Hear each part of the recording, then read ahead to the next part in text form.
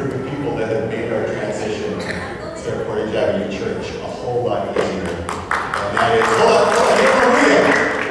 Maria. I'm glad you're talking. Wonderful. Our security parking guys have been amazing. Okay, some of them can be really, so make sure when you see our security parking guys, you give them a real good hand or handshake or something like that. You want me to change?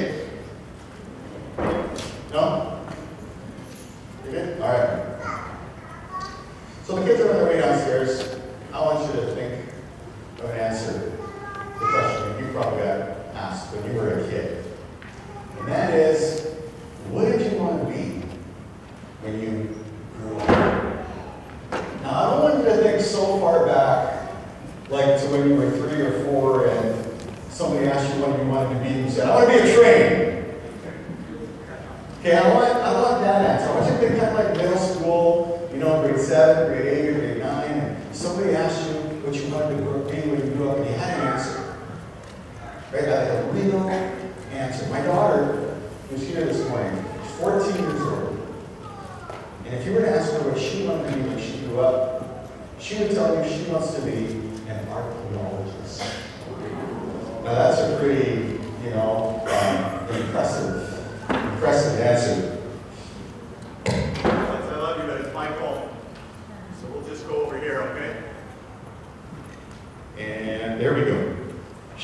An archaeologist, that's a pretty impressive answer. Now, I want you to think about what you wanted to be when you were like 14, 15 years old. Okay, or you know, maybe you wanted to be an astronaut or a fireman or a policeman. Get that in your head, think about it. Think about it. Some of you may be that age right now. Now, I want you to turn to someone who's close to you. They may be a stranger, they may be someone you know rather well. Or turn to someone who's behind you and tell them what you wanted to be. Go! Don't lie! Nobody gets to say I wanted to be like a medical laboratory technologist or something like that. Go! Okay, back here. Back here. Come here. Did anybody hear an answer that was really out there? Like, not like your standard fireman, policeman answer. Okay, like I told you, Allison, she's 14 years old and she wanted to be, nobody here wanted to be a supermodel? Like an athlete? Some of you wanted to be athletes, come on. Some of you wanted to be like, you know, Michael Jordan. Actually, I'm showing me. Okay, Allison wants to be an archaeologist. 2 years ago, she wanted to be a chef. Right? When I was her age, I wanted to be, I had a really good graphic for this. I wanted to be an actor on the TV sitcom MASH. All right? I wanted to be a television sitcom star. Now, when somebody asks my daughter in front of me what she wants to be when she grows up and she says an archaeologist, I swell up with pride. Okay? When somebody asked me what I wanted to be in front of my dad, when I was Allison's age, my dad would put his hand in front of my mouth and say, he's still thinking about it. All right? Growing up. Now, we all start with these dreams about what we want to be. We got big visions for the future. We're going to grow up. We're going to change the world. Then we start getting older. Something happens. We kind of start looking the same. Start dressing the same. And something about culture and life ushers us down this same chute from our skyscraper dreams. We begin to head in the same direction. And we kind of look eventually like a bunch of sheep moving in the same direction, dressing alike, looking alike. I don't care what stage of life you're in, whether you're 20 and think you're looking cool, or whether you're 50 and think you're looking dapper. You think you're unique and you want to be unique, but you're not, because there's somebody in Toronto who knows exactly what you're going to want to wear next year. They're designing it right now. They're sending it to your favorite, unique, cool, hip store, and you're going to buy it next year, and you're going to wear it, and they don't even know you. And as hip and as cool as you want to be, and I've seen your Facebook pictures, so I know how hip and cool you want to be. All right? We're just like another group of people somewhere else, slowly moving down this road and all looking alike. Life and culture has this way of taking the edge off of our childhood dreams and vision for life, and we begin to move and eventually in the same direction move and looking the same. And none of us grew up dreaming this dream. I dream of living in a neighborhood where all the houses look alike, all with similar floor plans, all with open concept design, all have high ceilings, all have kitchen craft countertops, all have EQ3 furniture, and all have, well, most of them have a white or a dark blue SUV in the driveway, just like Bill's down the street.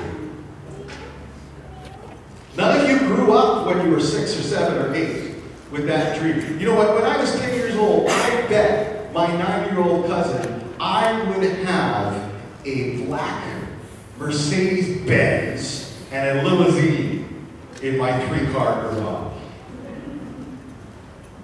Because I was going to be a star. Well, now I'm a pastor, and you all know I got into ministry for the money. That was a joke.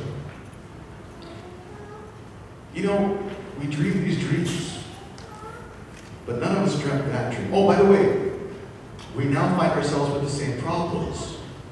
Weight problems, time management problems, soulmate problems, too much debt, not enough income. What school do I attend after high school? What career should I be? My husband is always late coming home. Well, that must be a nice problem to have. I can't find a husband to come home late. All this sameness, we're sheep moving in the same direction. Now, that wasn't our dream or our vision.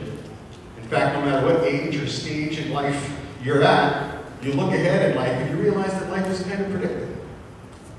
Now, for the most part, there's something in us at some point in our 20s or 30s, maybe after you've had your first kid, or maybe when your first kid has become a teenager, which is kind of like having a first kid all over again, isn't it? No offense, youth. At some point, this herd mentality, this being saved mentality, this culture, at some point we start to feel hemmed in. And life gets to be too predictable. You would never say it out loud, but you might even feel trapped in this life that you're in. And as cool and unique and as wealthy as you want to be, you know that tomorrow is going to be kind of like today. The day after tomorrow is going to be kind of like today. Next Christmas is going to be kind of like this past Christmas. Just more of the same and more of the same, except you're going to get older. And you start to feel trapped. And you wonder if there's a way to break away from all of this. Is there a way to break away from the sameness, from the fact, and recapture that dream where you were going to be the TV star, the supermodel, the corporate executive, the athlete, the guy or the girl who changed the world? Is there a way to break away? And there is. In all of us, at some point, a tendency to think that the only way to break away is to run away from what I'm currently involved in. That's the reason for so many divorces in today's society. Is people running away from sameness to something different. People look outside of the situation they're involved in. They see the greener grass on the other side and they start to feel trapped. I don't like the way my life is going. Maybe the way to break away to that side is to run away. Sure, I'll break a few hearts and things will get messy, but I'll just get out of this. I'll quit the job. I'll get on the Trans-Canada and I'll head east. Just keep driving until I find what I'm looking for. I'm feeling hemmed in, and tomorrow's just going to be like today. And if I'm ever going to break away, now is the time to run away and leave my situation. And it's probably not that extreme for many of you. At least I hope not. But maybe you find you want to stay out later. Maybe you find yourself coming home later. I know that when Lori and I didn't know how to do marriage very well, particularly early on in our relationship when I was in university. I found it a whole lot easier to stay at university and study late than I did to come home and study, because I was frustrated that our sameness wasn't changing the way that I had idealized our marriage should be. I'll get to that more later, not the marriage, but the idea. But maybe it's not that extreme for you, but maybe you do find yourself staying out later and coming home later and finding more excuses for not being with the family because